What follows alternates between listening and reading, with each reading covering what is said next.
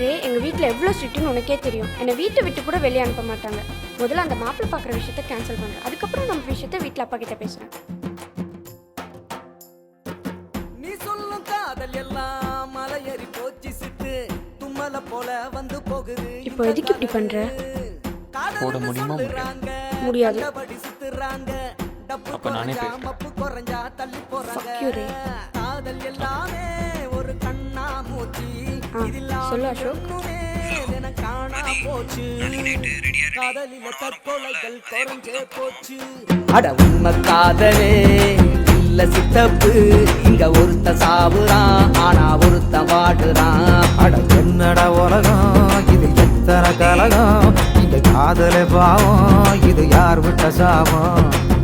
ஆம்பளைக்கும் பொம்பளைக்கும் அவசரம். ரே, ப்ளீஸ். எதுவும் நீ தேவையில்லாத எதுவும் இமேஜின் பண்ணாத. இப்போ நான் எது பேசினாலும் உனக்கு தப்பாக தான் புரியும். இப்போ மட்டும் தெருவில் ஒரு இடம் தான் சொல்லியிருப்பாரு. ஓல் விடுவாரே விடுவார் பெண்மணி, உன்னை போல ஓல் விட்டு யார் கலட்டி விடுவார்.